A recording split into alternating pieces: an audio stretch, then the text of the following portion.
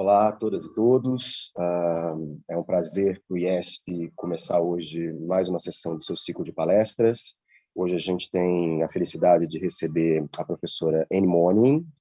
Milani é professora da NYU e provavelmente é hoje uma das principais e mais importantes e criativas referências da área de estudos sobre raça nos Estados Unidos e no mundo de modo geral. A Ayn é professora da NYU, como eu já disse, e fez o doutorado em Princeton, onde ela escreveu a tese que depois virou o livro The Nature of Race, e que foi premiado pela Associação Americana de Sociologia como melhor tese do ano, que foi defendida. E ela vem trabalhando desde então com diferentes temas relacionados, ou subtemas relacionados à questão racial, sobretudo categorias de classificação racial censitárias, tem uma relação com a demografia, mais recentemente tem se dedicado aos estudos que nos Estados Unidos a gente chama de Mixed Race, mas no Brasil, enfim, tem um outro significado ou uma outra questão. E mais recentemente ainda, a professora Milani tem trabalhado com diferentes questões relacionadas às dificuldades de pesquisas comparativas sobre raça a partir de um conceito que é profundamente contextual e de difícil definição em todos os lugares. Portanto, tem sido uma referência muito importante para os estudos de raça no Brasil. A gente sabe que o Brasil tradicionalmente tem como ponto comparativo, digamos assim, dos seus estudos os Estados Unidos, e também pelo fato de que esse é um tema central para o nosso debate desde o início das ciências sociais, sobretudo da sociologia e da antropologia, e um tema que ficou particularmente mais candente nas últimas 2 décadas, por assim dizer, e continua cada vez mais candente. Então, é com grande felicidade que eu passo a palavra para a professora Milani. Ela vai fazer uma apresentação de mais ou menos uma meia hora, e depois a gente abre para um rápido debate com os professores e com todo mundo que está no YouTube. Thank you very much, Anne. So, the word is with you. Thank you so much, Luis, and I'm very pleased to say that I could actually understand some of your introduction. I think the Italian is helping me. Greetings to all of you. I'm actually in Milan, Italy right now, and I'm really pleased to be with you to be able to talk this evening about a new book that I am publishing, which really is based on comparison between ways of thinking about race and other forms of difference between Italy and the United States. I'm going to start sharing my screen right now with you. Hopefully this will work. Okay. All right. And everybody can see it okay? Yeah, perfect. Wonderful. Thank you. And I'll also say thank you for bearing with me while I give my presentation in English. Please don't hesitate to stop me to ask questions. You might have to raise a hand mechanically for me to see you, but I would be happy if there's something that is not clear or you missed something. So don't hesitate. So as I mentioned, the work that I'm going to be talking about today, I'm very excited to present because it comes from a book that should be coming out next spring. I literally, this week in Italy, just sent off my last revisions to my publisher, the Russell Sage Foundation. So I'm really pleased to be coming to the end of this work. And I thought that to give you a sense of this work, I would start, and hopefully, let's see, I can advance my screens. Here we go. That I would start with this excerpt from the Italian Constitution. So the Italian Constitution has this very laudable language, this very positive language, that all citizens have the same social dignity and are equal before the law, without distinction of sex, race, language, religion, political opinion, personal and social conditions. And this kind of statement, it may seem to us like a pretty unremarkable and impressive and laudable kind of statement. But I want to signal or underscore the fact that the inclusion of the word race in this constitution has made it a subject of controversy in Italy, as has been the case elsewhere in Europe. Probably the most prominent example of controversy around the language of race comes to us from France. And Perhaps some of you followed earlier this year in the spring a controversy in France where the French Minister of Higher Education, Frédérique Vidal, announced that she was going to launch an investigation into all social science research that studied race and that studied gender or post-colonial studies or intersectionality. Her idea was that the study of these topics, which she labeled under the umbrella term Islamo-gauchisme, so Islamo-leftism, she argued that the study of these subjects reflected an unwelcome academic intrusion from the United States, and that to study these topics was dangerous to the French Republic. And this was an idea that lots of French politicians shared, including up to Emmanuel Macron. So this was sort of a recent iteration of an ongoing debate in France about the place of race. And this debate about whether to speak about race, about whether race should figure in political discourse and in the academy in France, is a debate that has also been followed in Italy.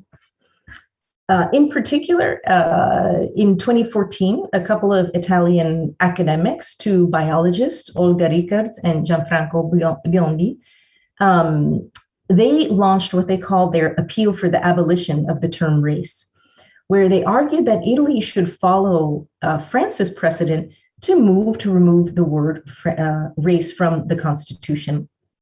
Their argument as scientists was that race was not a biologically real concept, and so including it in the Constitution could only be a reflection of racism. But interestingly, this push in Italy to remove race from the public sphere, and particularly from the Constitution, actually also found a champion in a very different kind of political figure, different kind of public figure, and that is the politician Attilio Fontana, who is now the president of was elected the president of the region of Lombardy in northern Italy back in 2018. When he was still a candidate on the campaign trail, he made this statement. He said, "We can't accept all immigrants because we can't all fit, so we have to make choices. We have to decide whether our ethnicity, whether our white race, whether our society should continue to exist or should be wiped out." And here he said, it's not a question of being xenophobic or racist, it's just a matter of being logical or rational. Now, when Mr. Fontana made this statement, it received a lot of criticism across the Italian political spectrum, but not because of his idea. That is, the idea that immigrants should come second after real Italians was an idea that's widely shared in Italy and it's become part of a widespread political slogan, Italians first. So that idea wasn't the idea that caused problems. Rather, what he was criticized for was for using the word race. Now, in his defense, Mr. Fontana replied, well, since race appears in our Italian constitution, maybe we should take the word out of the constitution, because why should I be criticized for a word that is part of our political governance structure? Here, lots of people, again, across the Italian political spectrum, agreed with him on the desirability of removing the term race. For example, the former Prime Minister, Silvio Berlusconi, said, yes, we should take race out of the Constitution because Italians are not racist people. We don't have a problem with racism, and so we don't need to have race in our Constitution. So these examples that I start with give us an example, I think, of the range of arguments that are used in different societies to debate or to make claims about the appropriateness of using race as a concept in political discourse, in the academy. We see the arguments that it's an unwelcome import from abroad, or that it creates divisions within society, or simply the idea that it's not real. And certainly within sociology, we've seen a series of scholars, often from Western Europe, arguing that race is just not a useful concept, or it's a weak or problematic concept for understanding society. But what I, along with my co-author for our book, Marcello Maneri, who's at the University of Milan, what we argue is that these debates have overlooked a fundamental question, which is simply an empirical question of what is it that everyday people actually think about race? What do they actually believe about the nature of race? So before we can really come to debates or normative proclamations of how race should appear in the census, in the Constitution, in daily life, we want to have a concrete empirical understanding of ways in which people are actually using or thinking about this concept. But there's not a lot of empirical research on this. And instead, what we find are a series of, really, we can just say assumptions, sort of taken for granted, everyday wisdom about it. And in particular, the assumption that we often come across is that while race is a widespread or familiar concept in the United States, and I think we can say in the Americas more widely, the argument goes, that it's rare in Western Europe, that somehow race hasn't really found a place in Europe. In addition, there's an idea coming to us from the new racism theory of Martin Barker, where there's this sort of comparative idea that in the United States, there's an old form of race as a biologically grounded notion of race, whereas in Europe, they've moved past that. They've given up that biological conception of race and instead are thinking about race purely as a matter of cultural difference.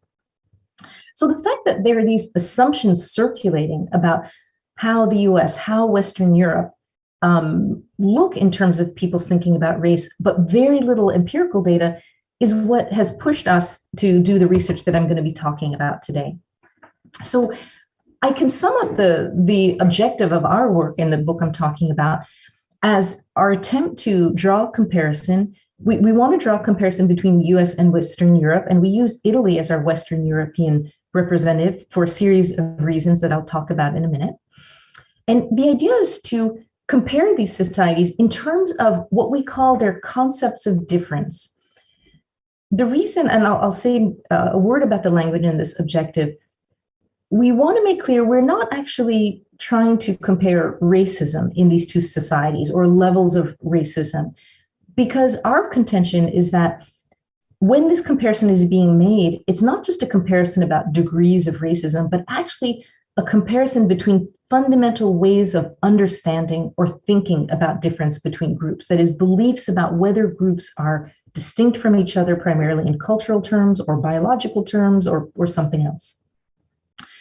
The other kind of liberty that we take with this, with our statement of objective, is that we say we're interested in concepts of difference about descent-based groups. That is, we're not saying we're interested solely in people's concepts of race, but we use this language of descent-based groups to try to cast a wider net, to have a wider horizon of study, because we don't want to limit ourselves to just the things that people think about what they might. The reason we want to be broader than that is really for two reasons. One is that in Western Europe, and certainly in Italy, the word race is a very problematic term. It's one that people may not use so readily. It may not be the way they describe their thinking about difference. But even more importantly, the reason we use this language of descent-based groups or concepts of difference about descent-based groups is because we want to allow for the things that people think even about groups that may not seem to us strictly to be racial groups. And I'll give you one example that I as an American, I find very powerful in the European context, and that is prejudice towards Roma people or the so-called gypsies. Here's a group of people with very deep, who are subject to very deep hostility in Italy as elsewhere in Europe. But it would be difficult to label them as a race. But we think that the ways in which Italians think about them it gives us a lot of insight into their thinking about difference. And so we don't want to limit ourselves to the things that people think only about strictly racial groups. So we adopt this broader language of descent-based difference. So with that introduction in mind, there are basically two research questions that we ask in this book and that I'll be addressing today. One, we're interested in tracing empirically the extent to which beliefs about cultural or biological difference figure in the things that Italians and North Americans believe about different descent-based difference. And second, we want to kind of go beyond that culture versus biology juxtaposition or contrast and ask, are there other forms of difference that seem very salient to either Americans or Italians or both? So I'll be organizing my talk today around those two questions. Now, I guess before I go on, maybe I'll just stop and ask if there are any questions so far that people have, if there's anything that I haven't been clear about. And if so, just if you can raise a mechanical hand so I can see it, because I only see a handful of you now. I think that's fine. Okay, and Luis, you can also tell me, maybe keep an eye open for me, Luis, if you see that people have questions. Okay, otherwise I'm happy to answer questions at the end. Maybe very clear so far, very clear, perfect. Great, fantastic, thank you so much. Great, so before I go on, I'd like to say something about why we choose Italy as our site of research. In a sense, we're using Italy to stand in for Western Europe in our comparison to the United States. And we do that for a couple of reasons. One is that Italy, like its neighbors, is now the recipient of large-scale immigration, and that this immigration is really a focus of political discourse and media discourse in Italy. And it shares with many of its European neighbors this sense of being part of a fortress Europe, of a European community or union that is under siege or under attack by outsiders to it. So that makes it a very comparable site, a powerful site.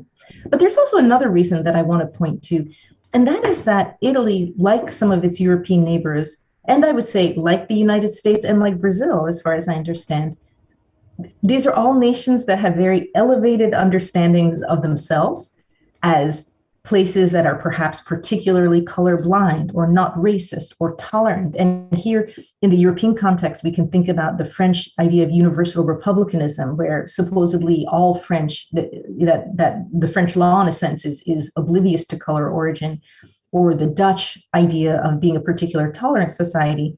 Italy has a similar kind of national myth, which is summed up in the phrase Italiani brava gente. So just Italians as good people, meaning people who were not bad colonizers, they were nice colonizers, as this image suggests from the turn of the century, or as people who didn't do bad things during World War II, who helped Jewish people, didn't hurt them supposedly, and so forth and so on. So that national self-regard is strong. But I also want to point to some reasons why Italy is also an interesting case for ways in which it is somewhat different from its Italian neighbors. That is, there's some things about it that are different, but also very useful for our study. And one is simply that there's a lot of ethno-racial diversity. That is, for starters, its immigrant population is a very heterogeneous one, precisely because Italy did not have a major colonial footprint. So its immigration is not dominated by people coming from former colonies, but rather, if you look at the top sending countries of immigrants to Italy today, you have North African countries like Morocco, you have particularly Eastern Europe, but you also have South Asia, you have West Africa, Latin America, East Asia, a very, very heterogeneous group of foreign-born people in the population. There's also the traditional regional divide in Italy between North and South that is still, it still has a certain hold in the Italian imagination. This idea where Southerners, who are depicted in this book cover on Prejudice Against Southerners are depicted as this backward people in the eyes of Northern Italians. And in particular, this difference has come to be racialized. That is, over the century, there was the idea that Southerners were more like Africans. They were closer to Africa. They were more like Africans. They had all the defects that Africans supposedly had. So that regional dividing line is still alive in some ways. And then, as I mentioned, there's also the exclusion of Roma people. That's quite pronounced. Finally, one other wrinkle to the Italian case that's very interesting is that Italians themselves have undergone a great deal of racialization abroad, and that is certainly quite pronounced in the United States, and certainly Brazil and Argentina as also major receiving countries of Italian immigration of roughly a century ago. I think this is going to be familiar even if they were racialized in different ways throughout the Americas.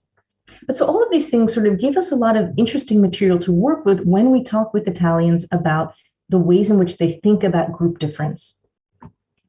Right. I'll now just say very quickly a word about the data that we collected. So our research was based on interviews that we collected with young people. And what we did basically was take the interviews I had conducted previously with university students in the United States for my first book that Luis mentioned, The Nature of Race. And we added on, we collected interviews in Milan, Bologna, and in Naples of college students, but also less privileged, less elite students in vocational or technical schools who are in the same age range, but not in elite university settings. We interviewed them as well in ways that would allow us to compare their ideas to the ones that I had recorded in my interviews in the United States. So those interviews, that set of 52 interviews in the United States and 106 interviews of young people in Italy, are going to be the backbone of my presentation today. So as I mentioned, there are basically two questions that we ask, and I'm going to describe my findings according to each of these. So in the first question, we were asking simply, to what extent or in what ways beliefs about cultural difference or biological difference appeared in Italians and in American young people's notions of difference between descent-based groups. And I can sum up my argument simply in this way, that we found a fair amount of difference in the ways in which the young people we interviewed talked about difference. But when we dug a little bit under the surface, we found a lot of similarity in the ways in which they were actually thinking about this difference. So I'm going to now explain why I make that contrast. So starting with the ways in which people talked, it was very striking to me, again, as someone from the United States, to hear Italians talk about or be so anxious of talking about the word race or using the word race. It was really kind of a taboo word among the young people that we interviewed. And in fact, what we heard often in our interviews when we asked people to tell us how they defined the concept of race, very often we would get this reaction from our Italian interviews, which was, "Ay, che brutta parola, what an ugly word. You know, I can't hear that word. Don't say that word to me." So for example, here was a student who said that ever since she was little, she had always been told never to use that word. Now, part of the reason is because the word race in Italian, razza, in Italian, it is also the word for animal breed. I don't know if it has any of that connotation in Portuguese contemporarily, but does it? Okay, in the US English, it wouldn't have that, but for Italians, it certainly had that. So that certainly made race in part an ugly word. But even more, it was an ugly word for them because they associated it so strongly with the anti-Semitism of the Nazi and to a lesser extent, fascist eras. So saying the word race to them was for them basically speaking about Hitler. They saw race as an evil ideology that Hitler had invented, but that after the defeat of the Nazis, the idea had disappeared, according to many of our young respondents. And in general, they found the idea so offensive, the word so offensive, that they adopted all kinds of strategies, rhetorical strategies, for distancing themselves from it. So certainly saying that it was an ugly word was one of those. Another thing that they did, as I've also mentioned, was to associate race with another time and another place. It was just an idea that the Nazis had. They also associated it, not surprisingly, with the United States, and I would also say occasionally with Brazil or South Africa. But I would say the link was probably most strong with the United States, and in fact, so strong that they would often use the term African American or Afro-Americani to describe any Black person from anywhere in the world. So even to talk about, let's say, Black immigrants in Milan, they might say, oh yes, there are lots of Afro-Americani, here in Milan, which there actually aren't, I know for a fact. And they also often sought to distance themselves from the word by saying, I'm not the kind of person who thinks of race or uses the word race. Other people, might use it, but it's not something that I do. So there was a lot more attempts on the part of our Italian interviewers than those in the United States to distance themselves from race.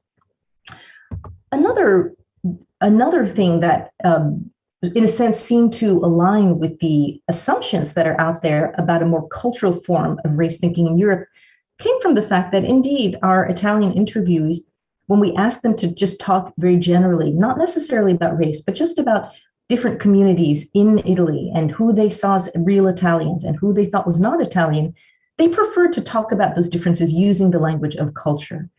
It was much more common in interviews for them to refer to culture than really anything else. And references to things that we might associate with race, like physical appearance, skin color, blood, whatever it might be, it was fairly rare for them to adopt that kind of language.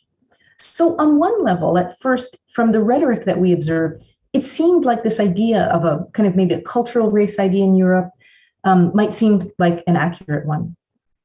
However, and this is where the other side of the story comes in, we found when we actually dug a little bit deeper into their comments that actually the Italians we interviewed were very similar to the North Americans we interviewed in many of their ways of thinking about race or about difference.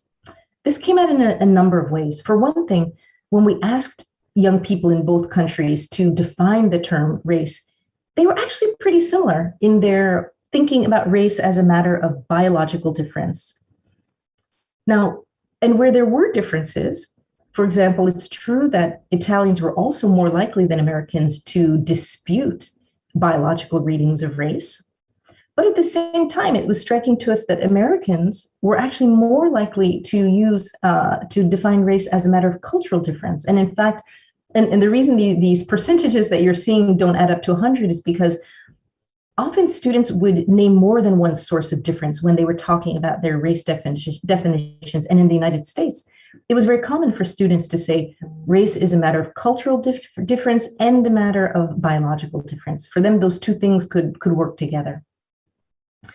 Another way in which we found a fair amount of similarity between our interviews in the United States and in Italy was that they were also pretty similar in their belief that there exists such thing as biological races in our species. We had them read a statement that came from another survey, and which the statement was, there are biological races in the species Homo sapiens. We asked them their opinion, did they agree or disagree? And we found the two samples pretty similar to each other in the rate at which they agreed with that statement. But finally, the place where we really saw Italians seemed to us almost identical to the young people we interviewed in the United States was when we asked them to talk about sports.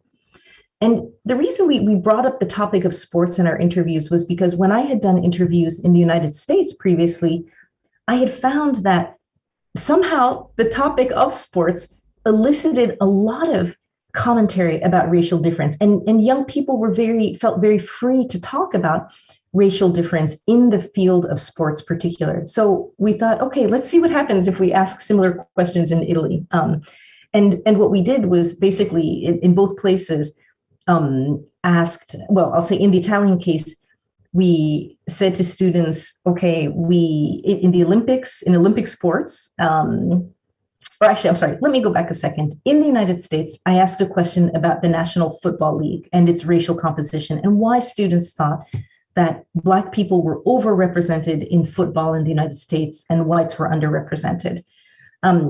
Because we couldn't use the National Football League in Italy, we transferred our question to one about Olympic sports. And we asked instead for students to explain to us why they thought some sports had certain groups that were overrepresented or underrepresented. And we asked especially, why do you think in track and field and running sports, people of African descent are currently overrepresented in the Olympics? And why do you think that people of European descent are currently overrepresented in other sports like swimming? And what we found when asking these questions was that here, the Italians and the Americans were very similar in their reasoning about it, in that they all of them really gravitated to the notion that Black people in particular had special physical or biological properties that would explain these sports outcomes. Not only were Italians even more likely than Americans to embrace this very biological notion of difference, but like Americans, they couldn't apply the same reasoning at all to European sports performance. So nobody, whether in the United States or in Italy, could explain white overrepresentation in swimming or hockey or whatever it might be as a matter of physical properties. Finally, our two samples were also extremely similar in the reasoning that they had for their answers, which their way of thinking about human evolutionary history and telling stories where they imagined that that Africans in the past had to develop their physical abilities to deal with the challenges and difficulties of their physical environment, whereas Europeans, they believed, had adapted intellectually. So they had met the challenges of their environments through their intellectual abilities. And this idea and the expression of it was virtually the same, whether we were in Milan or on the East Coast of the United States.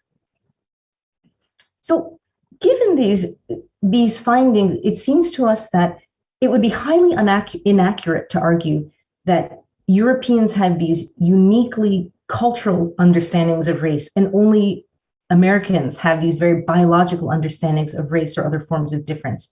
It seemed to us that culture versus biology was not a good way at all of describing the differences in our two samples. So what might be an alternative way of describing those?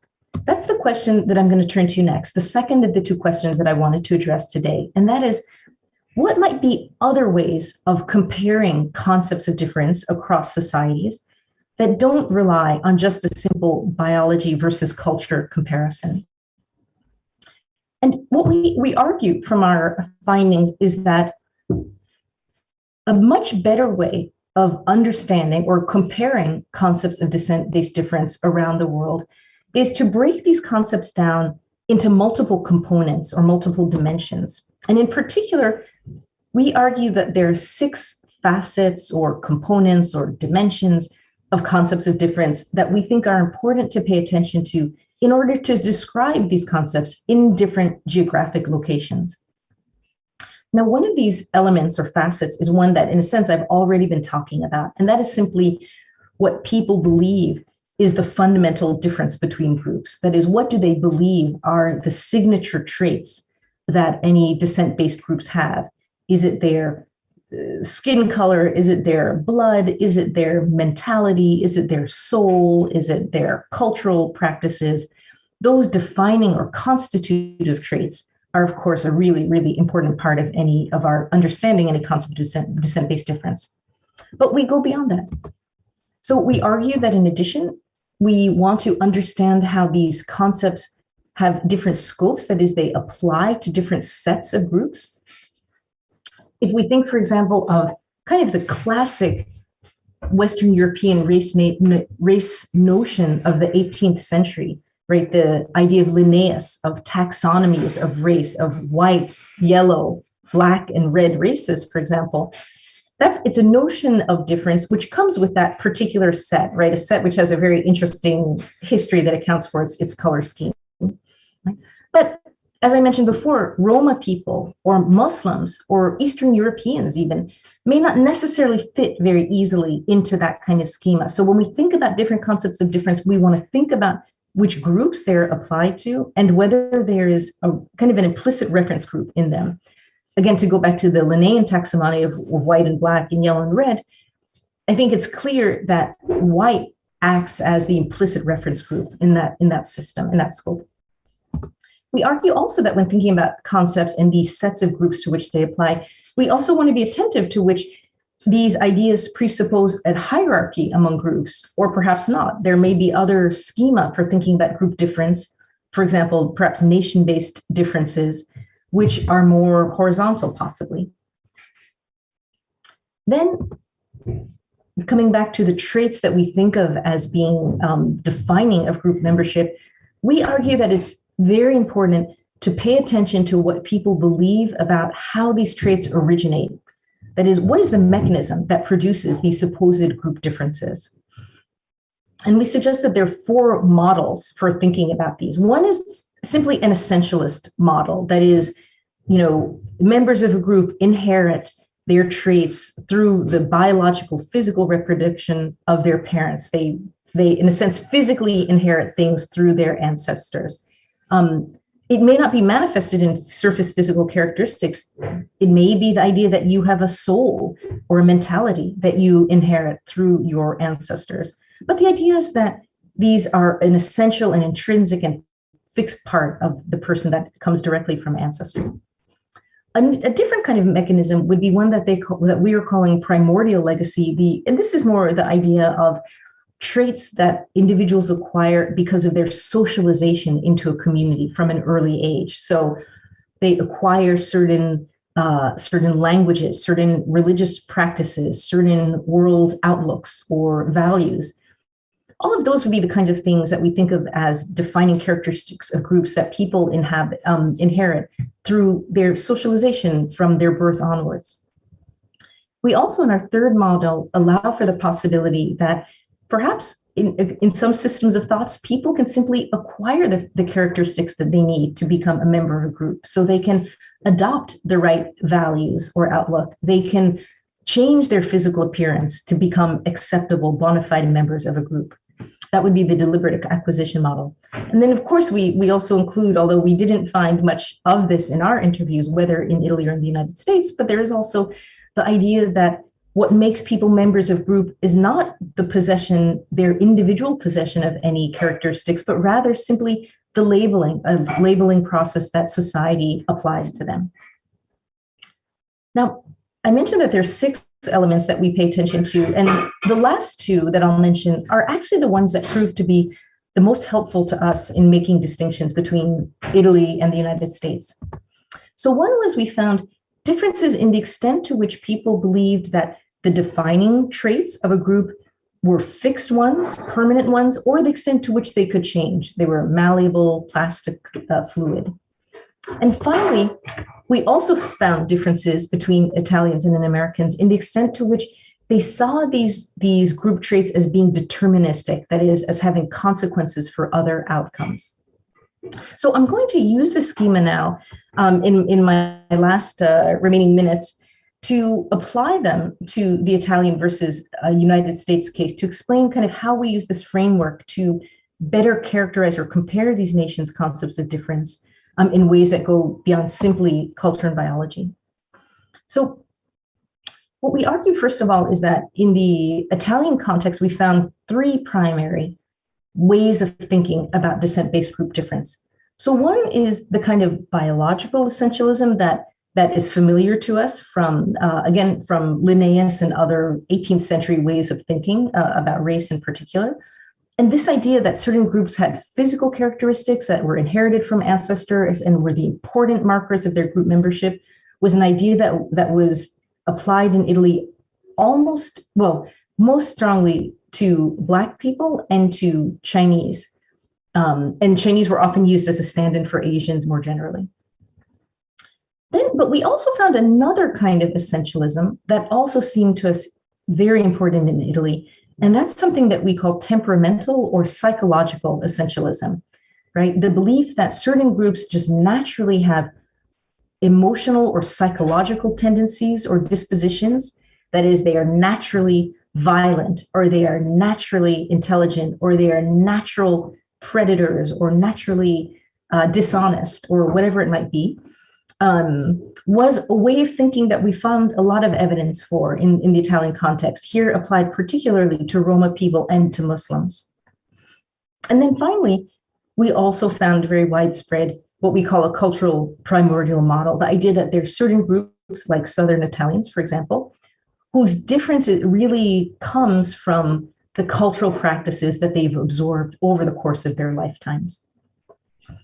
We also find echoes of this in the United States as well, and I can talk about that more, that these are also ideas that have circulate, or concepts of difference that circulate in the United States to a certain extent. And what's more, Italy and the United States were similar in that in both places, the concept of socially constructed difference was really pretty rare. It was not an idea that the young people we spoke with articulated very easily, very readily. It didn't seem to be a very familiar idea for them. But despite these similarities, there are also differences that were important to attend to. That ideas of psychological or temperamental difference in Italy seem to be more associated with beliefs about cultural difference. So to say, example, that Muslims would be seen as people who are naturally violent, but also people who had a culture that was disrespectful of women, let's say. Right, these ideas went hand in hand. In the United States, though, there's more of a tendency to biologize temperament or psychology, to explain behaviors and outlooks and psychological states with reference to biological characteristics, and particularly to genetics. So that's a difference that we observe. Also, in Italy, we realized that the ways in which young people thought about cultural difference was different from the ways in which people in the United States were thinking about it. That in Italy, cultural difference was seen as very fixed, very permanent, very hard to change, and thus very consequential. So for our Italian interviewees, cultural differences could explain pretty much anything: socioeconomic status, interpersonal relations. All of those things could be chalked up to cultural traits that were seen as unchanging among different groups. Whereas in the United States, cultural difference was perceived as something that is pretty fluid, that over one's lifetime, one can change their cultural practices or outlooks, that certainly across generations, there are differences. So a very different understanding of what culture was in these two contexts. And then finally, we also saw that conversely, in the United States, biological difference seemed to be very important, very consequential to determine lots of things. Whereas in Italy, that wasn't the same. In the United States, young people clearly were very used to ideas that the differences in physical appearance that they associated with different racial groups also had consequences or other manifestations in terms of intelligence and sexuality and voting behavior and risk-taking and, countless sorts of things. Whereas for the young Italians we spoke with, they didn't have that automatic chain of associations with physical difference that we found in the United States. So now I'm going to wrap up, and I'd like to conclude now by tying these findings back to the political debates and the academic debates that I started this talk with. Because what we really want to suggest is that these debates about how race should be used, whether in the political sphere or the academic sphere or media or wherever in census taking, that they have to be accompanied by actual empirical social scientific research on ways in which people are using these ideas and thinking about them. We argue further that using the usual terms like race and ethnicity, they're too simple and they're too blunt. They're not precise enough for us to really use in our comparative studies because they don't mean the same thing in different places. So they're not useful tools. Instead, we adopt this language of concepts of descent-based difference to better capture, we hope, a wide range of beliefs in question. And again, we stress the importance of describing these concepts by paying attention to the details of their particular facets or components.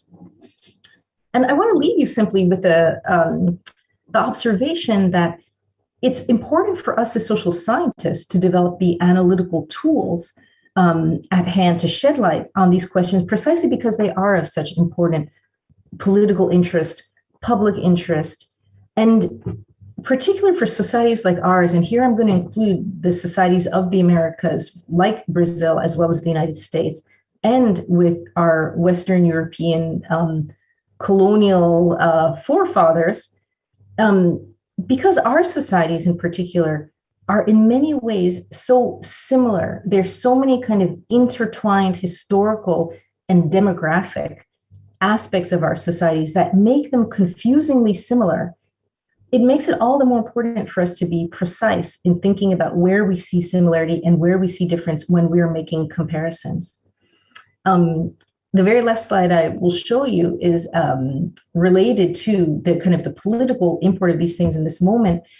In this moment, the kinds of debates that surfaced in France about removing race from the public sphere now have taken on a life in the United States as well. And I would be very interested to know if there are also echoes of this or ways in which there might be echoes of this in the Brazilian context, because what we are seeing now in the United States is a concerted political effort on the part of state legislatures and in the Republican Party in state legislatures to push to remove the topic of race from our teaching. So to remove the topic of slavery, of racism, from the teaching of young people from kindergarten through high school and into college.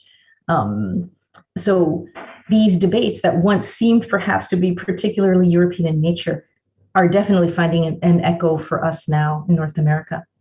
So on that note, I'm going to close. I want to thank you very much for your attention, and I'll stop sharing and ask you for any questions or comments. And again, I'm quite interested to know how any of this might resonate in the Brazilian or more broadly South American context. Thank you. Thank you so much, Anne, for the awesome lecture. I have a lot of questions, but I will open to the audience, to people that maybe want to, I see João hands up, maybe Maurício open the mic. E eu queria dizer também para o pessoal do YouTube que as perguntas podem ser feitas em português ou em inglês, e enfim, para todo mundo ficar à vontade para escrever lá no chat, que eu repasso as perguntas para ele. João. Oh, hi. Hi, Anne. Nice to meet Hello. you. I mean, A pleasure. Thank you for being here. Oh, no problem. It's a pleasure. I got a little bit late to your presentation, so I lost like the first 10 minutes, but I think I got most of it. So I have some comments. I mean, I found it very interesting and related to a lot of stuff I have studied already over the years. So I have some comments regarding first, your general research design in Italy. I mean, don't you think that comparing Italy to the United States is a little bit tricky? Because it seems to me, and that's just, it might be prejudice, but that the national sentiment in the United States is much stronger than in Italy. Isn't that right? It seems to me that Italians don't even have, a language unit, a linguistic unit, and sometimes they refer to themselves, rather by the region they're from than as Italians. So I wonder if that played any, had any consequence to the results of your study. For example, were you talking to Italians or to Milanese? You know what I'm saying? And what about, for example, Southern Italians compared to Northern Italians? Have you done some sort of comparison in order to see if there were changing, perceptions of race and national identity regarding, their location in Italy? Because, everybody, I mean, we all know that there's a lot of difference in the ways they see themselves and people see them outside of Italy too, right? Like in the US, the Sicilians and the Neapolitans and all this stuff. We all saw the mob films and the Sopranos and stuff like that, right? So, and you also said that Europeans, I don't know if I got it right, but you said that Europeans have a more cultural understanding of race. I would like to ask you where you got that from, because my perception was that Americans have a more cultural understanding of race. And I think your data, your results show that. And it seems to me that in the European languages, the concepts of race and culture are much more separated, apart than in the United States. And I also think that regarding the concept of race, because, your presentation actually made me think about, concepts and the way they travel, they're used in different cultural contexts, right? So, it almost made me hypothesize that, if you think in terms of structural semantics, if you allow me to speak that language, race exists and is a functional concept. Only there is something that refers to biology, to the body, that is grounded to the body or in the body, right? Even the notion of temperament, you can argue that is inherent to the body, right? Because otherwise the concept of race is entirely taken by culture, can be assimilated by the concept of culture. And I think that, for example, if you take the United States, in the United States, you have this idea of, for example, ethnicity, right? Which is a concept that brings together those two things very strongly. That ties them together. It's a perception. And my experience in talking to Americans and living in the United States is that Americans, when they talk of race, they bring a lot of cultural stuff together. And when they talk of culture or about culture, they bring a lot of racial perceptions too. So this is really tied up, bound together when they speak. So I'm not sure that's the same in other countries. For example, in Brazil, it doesn't seem to be so, or at least as intense as in the United States, this boundedness together, you know. And I think that it's something that I would guess would vary according to country, you know. It would be very interesting to see if in Brazil, I mean, I'm sure it's not, that people here talk of race, and usually when they talk about race, of course, there is a lot of association between race perceptions and cultural difference. Yeah, that's undeniable. But people tend to, or to separate things when they talk. Yeah, it would be also a case of analytically trying to parse out intention and the meaning of what is said. You know what I'm saying? Yeah, that's first of all, thank you, Joao, for the comments. So you've given me a lot to comment on. I'm going to try to do justice to it, but I will say that in fact, I think you ended on exactly the perfect point for me, which is that exactly our point is that to be able to make comparisons, to try to make a comparison between a Brazil and in Italy and the United States and anywhere else, that it's exactly fundamental that we parse these things, that we try to tease apart, and we don't rely on just assuming that people, when they say ethnicity or race or color or caste or something else, that we know what they mean, but rather we have to do the work of really digging in and try to capture the extent to which are they thinking about culture? Are they thinking about biology? Are they thinking about something else? And what is that? So I'm very much agreeing with you. That's really what we're hoping to provide a framework to facilitate. Can I add one thing? Yes. Uh-huh. And it seems to me also that race and culture have different functions in terms of language usage. For example, when you speak about race, most of the times, of course, right, you're talking about something that is indelible. Whereas when you talk in terms of cultural and cultural difference, you always pose the possibility of change in the horizon, the future.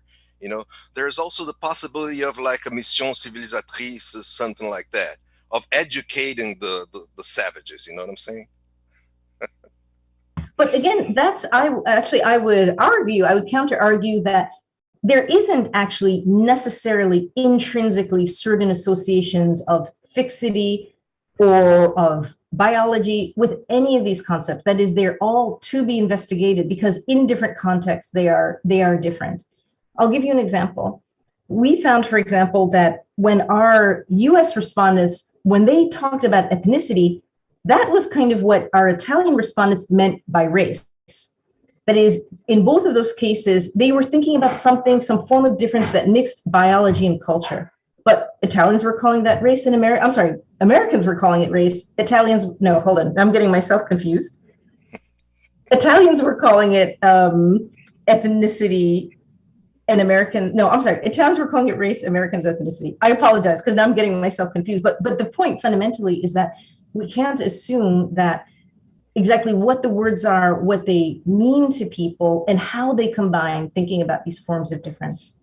I'll also back up a second to, you said you think that there's perhaps a more cultural way of understanding race in Europe. So it sounds like maybe you missed that kind of opening part of my introduction where that was, which is no problem. I'm just glad that you're here at all. But that was really the starting premise of my talk. That is, there are these assumptions out there which circulate in the academy, starting with work on new racism that Martin Barker describes back in 1981.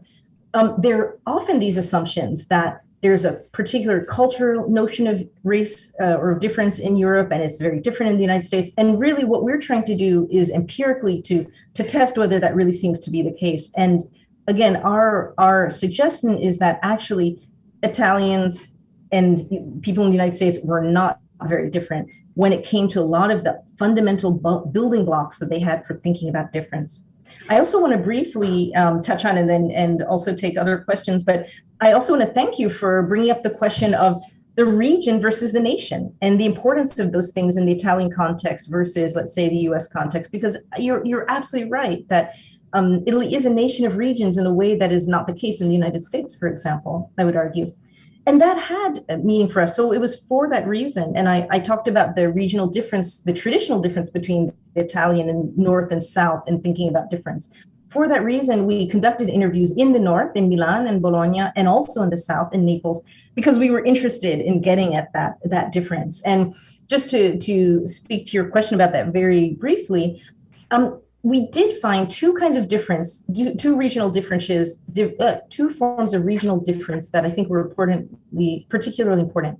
One was that interviews who had roots in the South, either they had grown up in Naples, or sometimes they were people who had grown up in Milan or Bologna, but to parents who had emigrated from Southern Italy previously, they were much less likely to adopt essentialist thinking about difference. They were much more likely to gravitate towards ideas about cultural socialization rather than permanent, intrinsic qualities. And then the other thing too was that people with those roots in the South were much more likely to identify with the region, to say, yes, sono meridionale, I'm a Southerner. My parents are Southerners. That's a meaningful identity for me. And it wasn't very common for people in the North to adopt that kind of sub-national identity. So I thank you for that observation, because that absolutely is a meaningful difference, I think, in this landscape of concepts of difference. So thank you. So I see I have also a question from Carlos.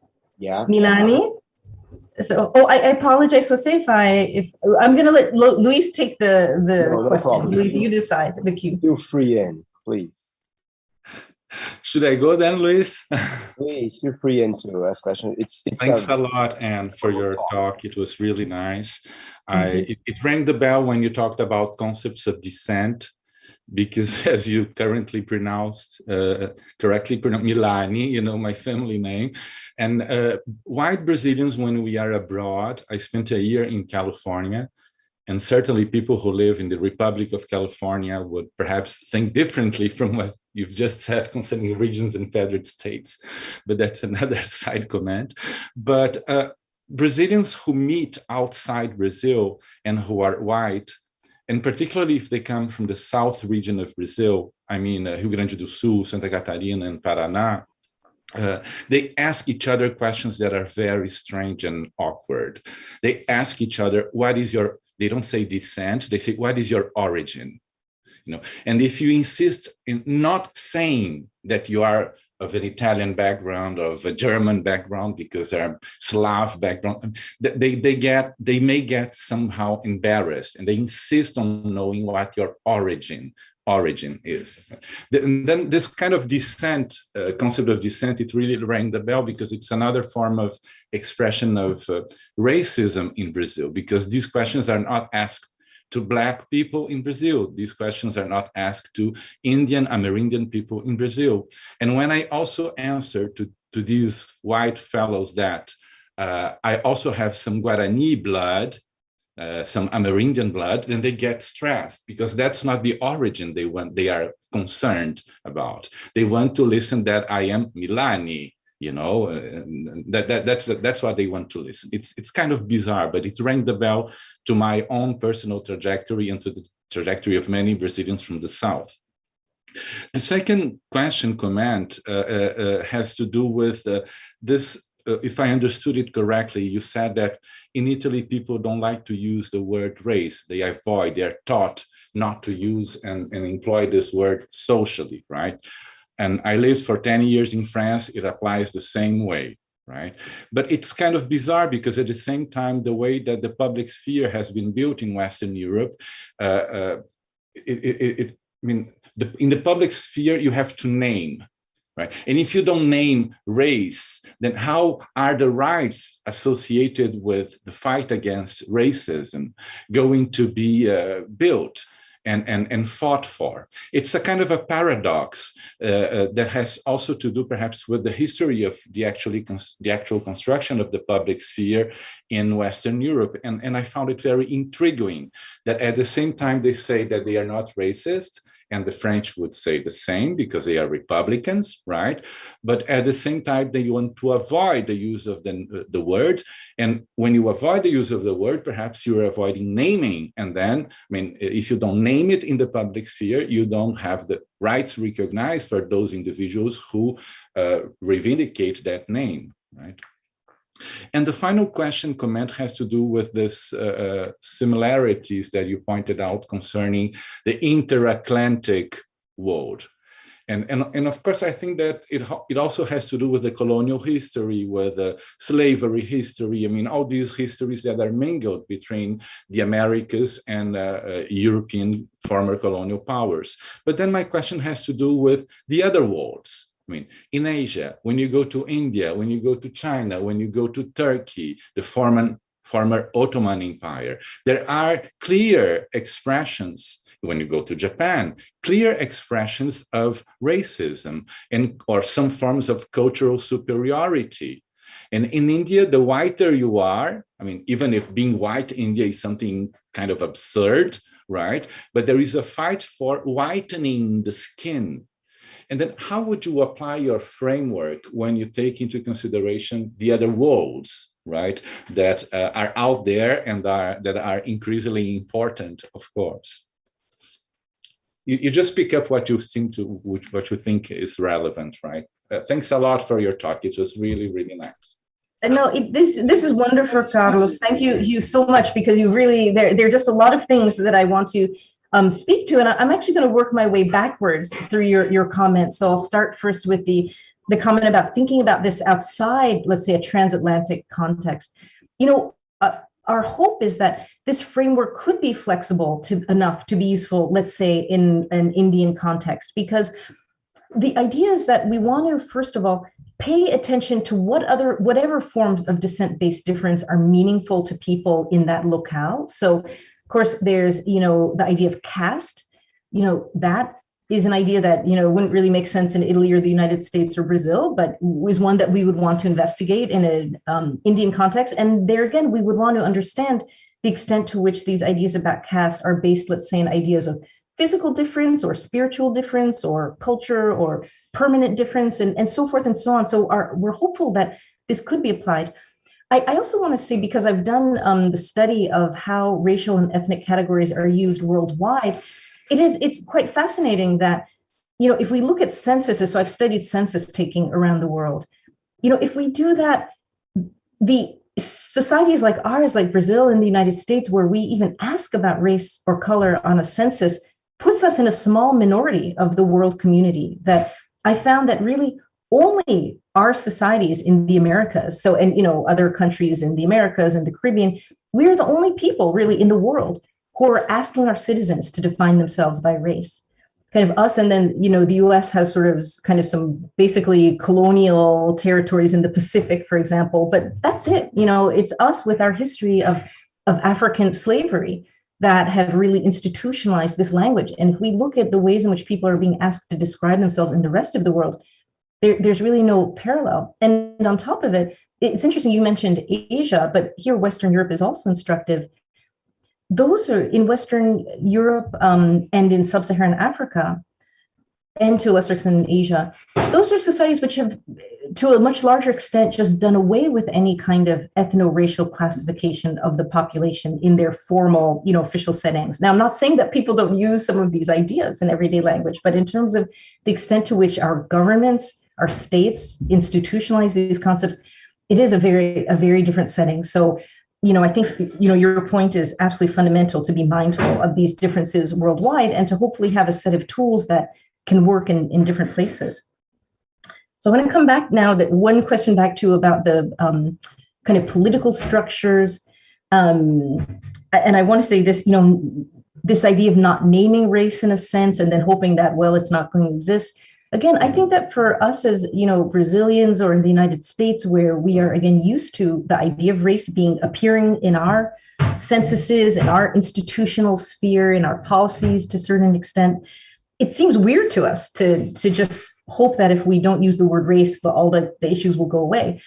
But, but clearly, there's an argument that one hears in Western Europe, which is that by using this concept that we are we are continuing a very dangerous notion, that as if we were promoting a very dangerous notion. And if we just didn't talk about it, the problems could be resolved, for example, by simply integrating people who are immigrants or integrating people of lower socioeconomic status. One last thing I'll say about that is that there's a very interesting word that was coined in Italian called the extracomunitario. So the person who comes from outside the European community, that is the language that people used, not quite as much as they used to, but that would be a word that people would use rather than using racial terms, but it was kind of doing some of that function, right? Because when they talked about extracomunitari, they weren't talking about like you and me from the United States or Swiss people or things like that. They were really thinking about, people, brown people from the global South more than anything. And then the very last thing I want to say about your own personal reflection about your name. So, and thank you for sharing with me this experience of Brazilians of primarily European descent looking to place themselves with these kind of national labels, let's say, or immigrant origin labels. So I have a question for you about this, and that is, so as you may be aware, the sociologist Mary Waters at Harvard wrote a book called Ethnic Options, where she interviews white Americans about their ancestry. She's very interested in how they choose to identify themselves. So what you said was very, very interesting to me. But she also, one of the things that makes her study so interesting is because these white Americans themselves have such mixed origins that they also have to make a choice. That's why she calls it Ethnic Options, because they are part Irish and part Italian and part French. And so kind of the mystery of it is, why do many of them just say, oh, I'm Irish or I'm Scottish or whatever. And so my question to you is, in this, community that you're talking about of Brazilians of primarily European descent, primarily in Southern Brazil, do they also tend to have mixed European origins, like be somewhat German and somewhat Italian, somewhat Spanish, or do they tend to be more one thing? Does that make a difference? I actually do not do research on that end, but okay. My personal, but yes, there are mixtures. Yeah, lots of mixtures, right? Yeah. Okay, so there's also an interesting process where people are making decisions about what ancestry to choose. But normally, and Adalberto and Carlos can also correct me, there are no, and Luis, of course, or João, there are no rights or policies associated to these reivindications. I mean, depending on what you click, I mean, in the US, you may have more rights, okay? But here in Brazil, we don't have rights, attributed to Italo-Brazilians, Spanish Brazilians, or these are categories that do not exist, right? These are more informal conversations, which are also revealing of perhaps some forms of racism that we do not see everywhere outside. I mean, white talking to white of several European descent in Brazil, yeah. Yeah, no, that's very interesting. There, I can imagine a really interesting comparative study just right there of these processes of identification. So thank you very much for sharing that with me. Okay. All right, Luis, you tell me. Okay, and we have a question from YouTube. So I will put this question, and maybe if you allow me, I can put another 2 questions just to, you have a deadline, we know that, and we don't want to make you here. Okay, so from YouTube, it's a question from Jefferson Bellarmino. He's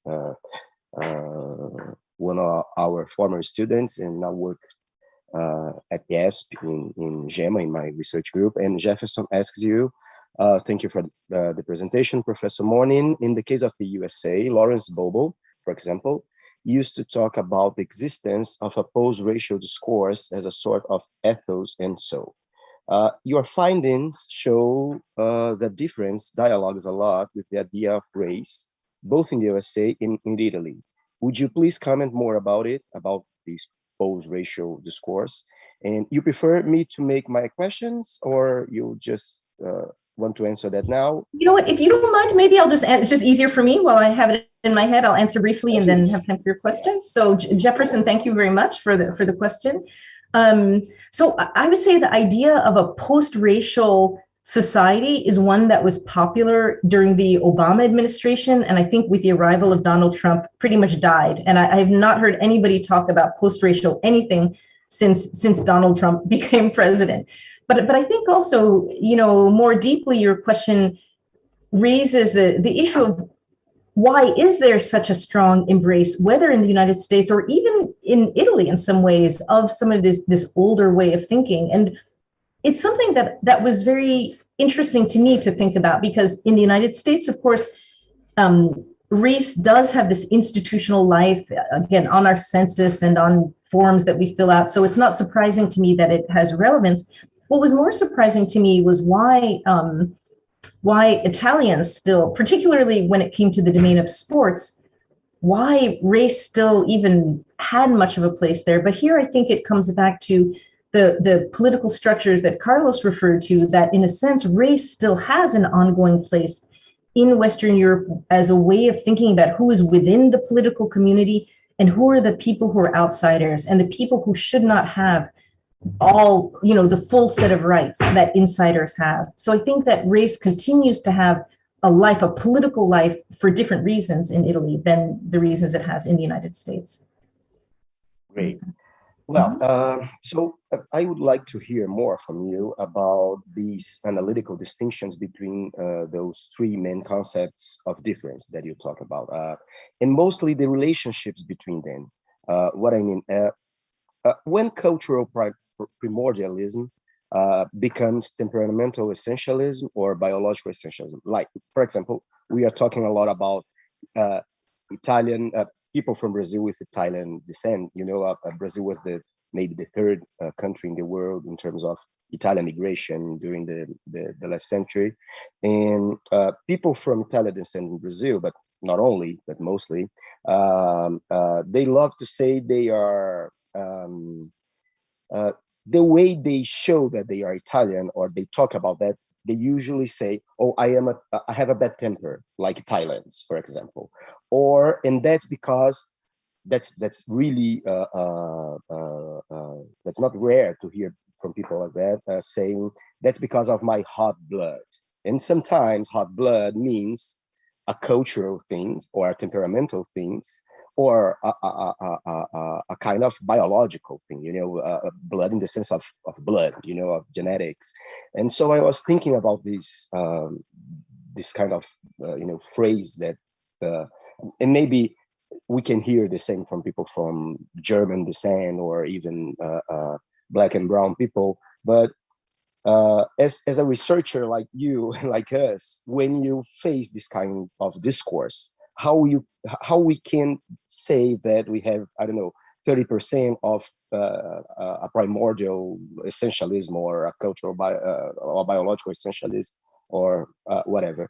And one last question, that's it's because I think that one of the most interesting part of your work, I think that your work is all interesting, but one of the most interesting thing that I really love is how you dig conceptions of race inside natural sciences like biology. And my question is, when you interviewed these young students from Italy, probably you interviewed people from biology that have majors in biology, for example, you can find those conceptions of race like you found in the nature of race in the United States, and there is some differences, or we are talking about students, we are not talking about professors, as I understood, but I want to hear more from you about that.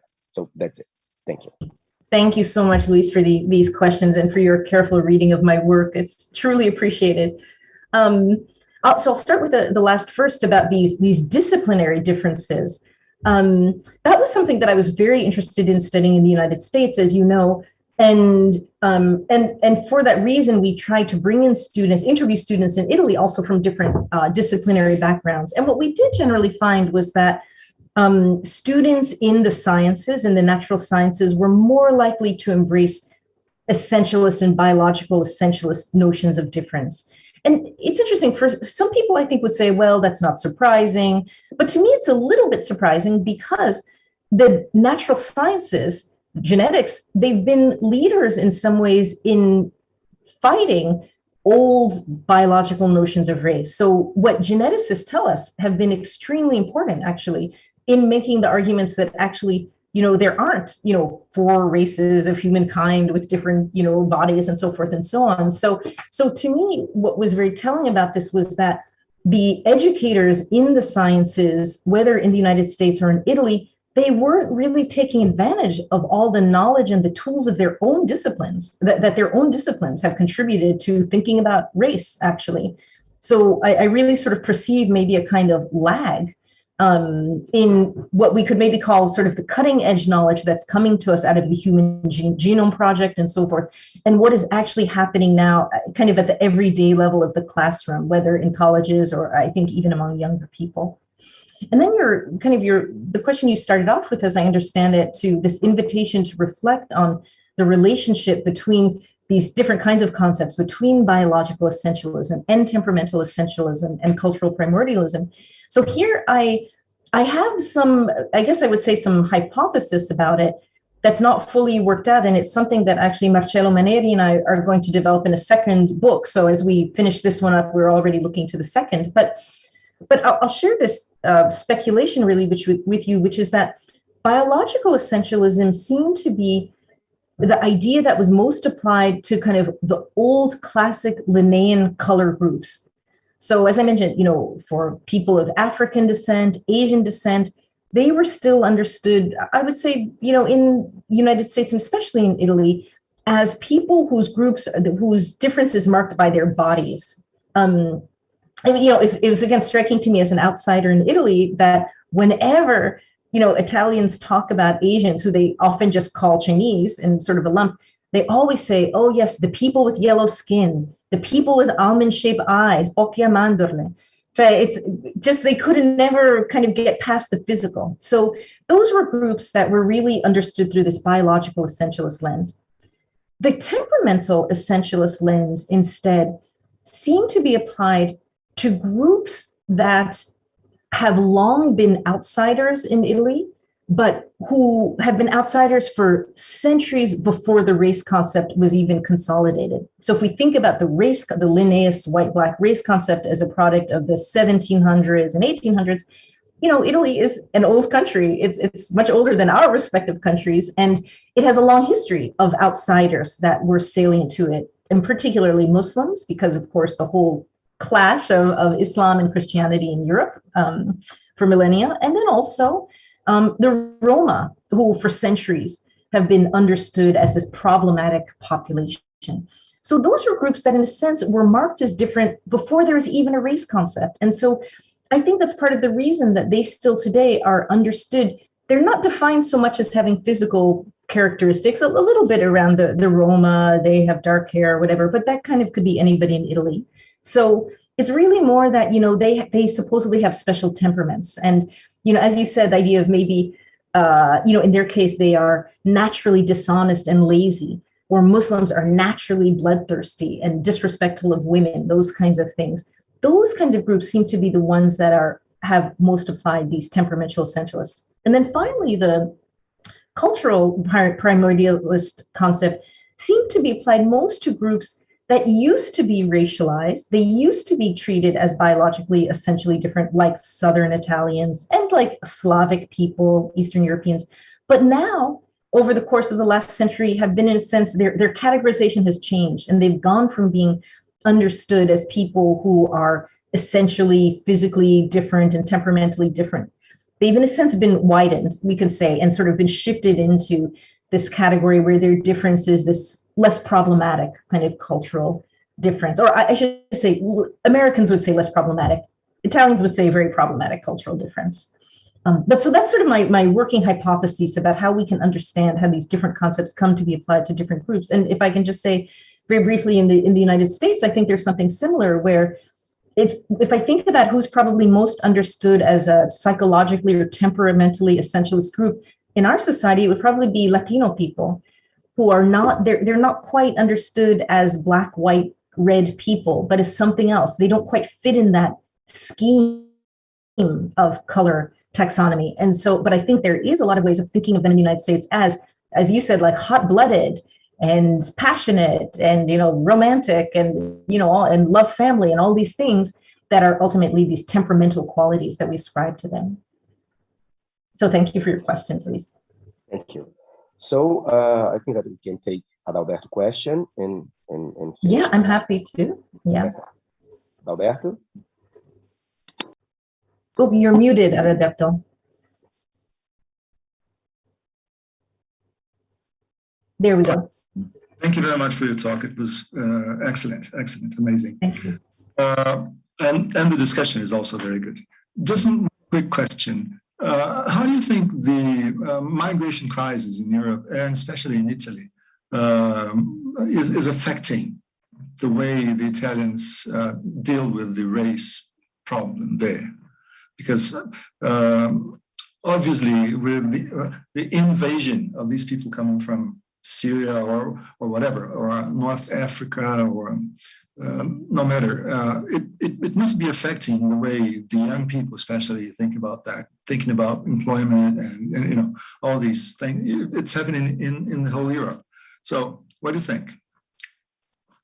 That's a wonderful question. And actually, my co-author, Marcello Maneri, has written a really wonderful article in Ethnic and Racial Studies about the ways in which the more recent years of crisis of people crossing the Mediterranean has sort of shifted or affected the ways in which the Italian media are showing these arrivals. And in particular, he's interested in the ways in which the figure of the outsider has been increasingly blackened, we could say, that there's more increasing emphasis in the media on depictions of these outsiders, these extracomunitari, to use the older word, as Black people. So I would say that development, it came after we completed our interviews. And so we don't have I don't have good data for you personally from it, but my expectation is that that crisis is probably most changing the ways in which our interviewees would think about African descent people. And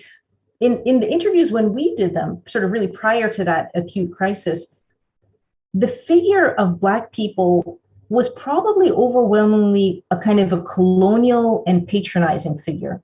That the ways in which our interviewees often talked about Black people was in this kind of lens of like, oh, they're so nice and friendly and they're always happy and smiling. That was something that we would often hear our respondents say, for example, about Senegalese people. Increasingly, though, you know, my expectation would be that the Black figure is no longer seen so much in that colonial lens as happy, childlike, people who are good at dancing and all of that, but more, in this more kind of threatening guise as people who are coming and committing crimes and so, and so forth and so on. I'll say one thing that was very striking to us in the interviews was that Senegalese people in particular, as some of you may know, they have had a very particular occupational niche in Italy. For a long time, they've been street salespeople, so street peddlers selling stuff, socks, flour, whatever you might, gadgets on the streets. And so they're basically salespeople. And so for their livelihoods, they have to get along well with the Italian customers that they deal with every day.